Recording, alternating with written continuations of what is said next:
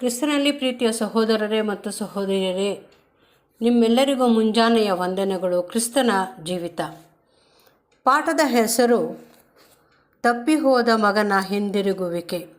Reprints ಪುಟ 1459, ಪುಟದ ಸಂಖ್ಯೆ 47-48.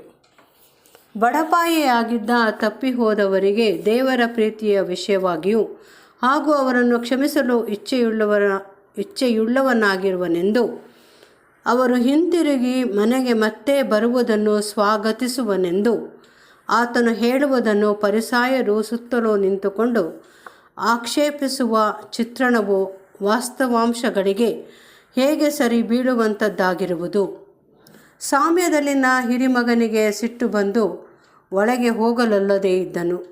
ಸ್ವನೀತಿಯುಳ್ಳವರಾದ ಫರಿಸಾಯರು ಸಹ ಸಿಟ್ಟುಗೊಂಡು ಆ ರಾಜ್ಯದಲ್ಲಿ ಸೇರಲು ನಿರಾಕರಿಸಿದ್ದರು. ದೇವರ ವಾಗ್ದಾನ ಅನುಸಾರವಾಗಿ ಆ ರಾಜ್ಯವು ಆಗ ಸಮೀಪವಾಗಿದ್ದು, ಮೊದಲು ಆ ಜನಾಂಗದವರಿಗೆ ನೀಡುವ ಪ್ರಸ್ತಾಪವನ್ನು ಮಂಡಿಸಲಾಗಿತ್ತು.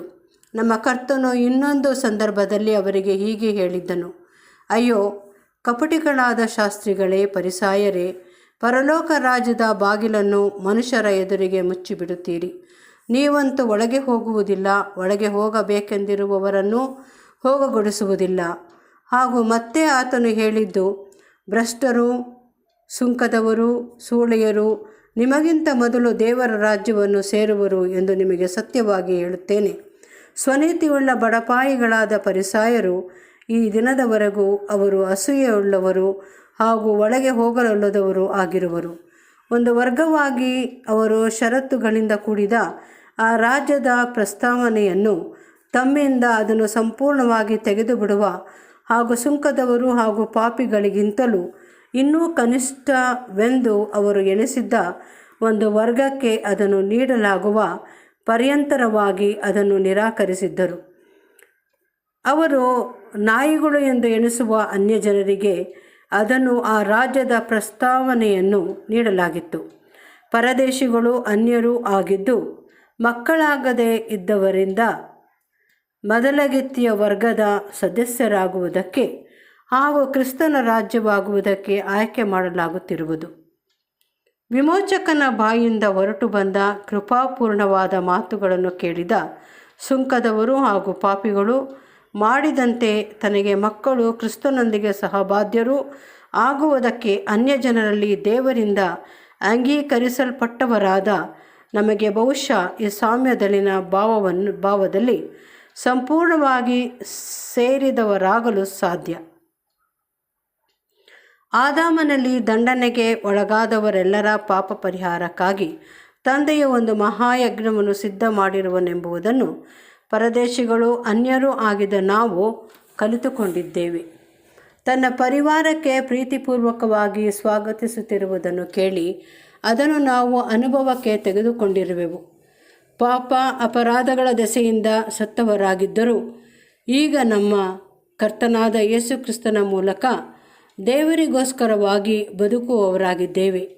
ನಮ್ಮ ಅನೀತಿ ಎಂಬ ಕೊಳಕು ವಸ್ತ್ರಕ್ಕೆ ಬದಲಾಗಿ ಕ್ರಿಸ್ತನ ನೀತಿ ಎಂಬ ಉತ್ತಮವಾದ ವಸ್ತ್ರವನ್ನು ನಾವು ಸ್ವೀಕರಿಸಿರುವೆವು. ನಾವು ಮಕ್ಕಳಾಗಿ ಬಾಧ್ಯರಾಗಿದ್ದೇವೆಂಬುದನ್ನು ಸೂಚಿಸುವ ಪವಿತ್ರಾತ್ಮನ ಸಾಕ್ಷಿ ಎಂಬ ಉಂಗುರವನ್ನು ಸ್ವೀಕರಿಸಿದವರಾಗಿರುವೆವು.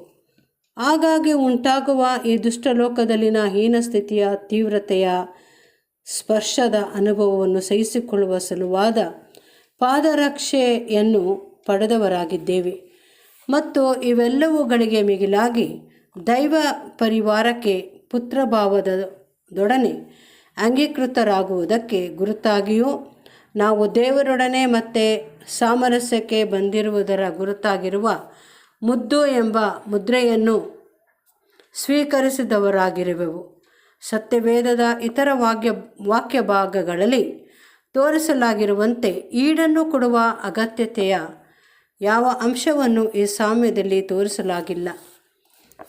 ಇದು ಹೇಗೂ ಈ ಸಾಮ್ಯದ ಬಗ್ಗೆ ನೀಡಲಾದ ಈ ವ್ಯಾಖ್ಯಾನಕ್ಕೆ ಹೊಂದಿಕೆಯಾಗದಿದ್ದರೂ ಇದಕ್ಕೆ ಸರಿಬೀಳುವಂಥದ್ದಾಗಿರುವುದು. ಏಕೆಂದರೆ ಇಸ್ರಾಯೇಲರು ಒಟ್ಟಾಗಿ ತಮ್ಮ ಒಡಂಬಡಿಕೆ ಸ್ಥಾಪನೆಯಾದುದರ ಸಂಕೇತವಾಗಿರುವ ಛಾಯಾರೂಪದ ದೋಷ ಪರಿಹಾರಕ ಯಜ್ಞದ ಮೂಲಕವಾಗಿ ಪ್ರತಿ ವರ್ಷವೂ ದೇವರೊಡನೆ ಸಂಧಾನವಾಗುತ್ತಿದ್ದರು. ಆದುದರಿಂದ ಇದು ತಪ್ಪಿಹೋದ ಮಗನಿಗೆ ಒಂದು ಸಚಿತ್ರ ನಿದರ್ಶನವಾಗಿದ್ದುದಲ್ಲದೆ ದಂಡನೆಗೆ ಒಳಗಾಗಿ ಅನ್ಯರೂ ಪರದೇಶಿಗಳೂ ಆದವರ ವಿಮೋಚನೆಗೆ ಅಲ್ಲವೆಂಬುದು ಸ್ಪಷ್ಟ.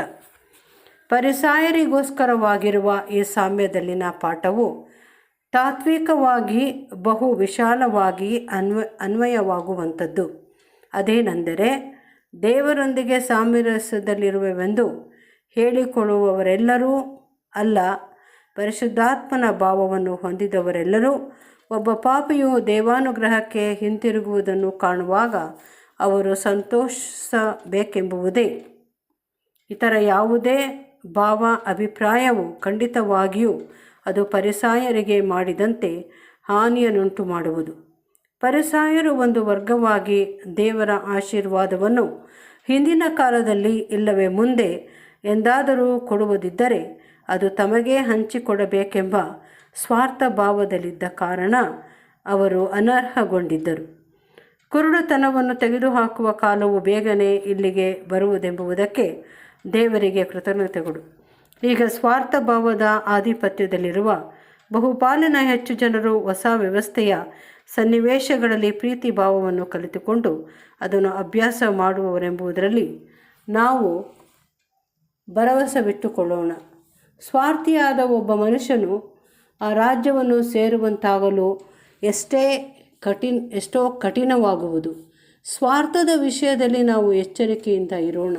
ಅಲ್ಲದೆ ನಮ್ಮ ವಿವಾಹದ ವಸ್ತ್ರದಲ್ಲಿ ಪ್ರೀತಿ, ದೈನ್ಯತೆ ಎಂಬ ಹೂವುಗಳ ಕಸೂತಿ ಮಾಡಿ ಅದನ್ನು ಅಂಗೀಕರಿಸಿಕೊಳ್ಳುವವರಾಗೋಣ.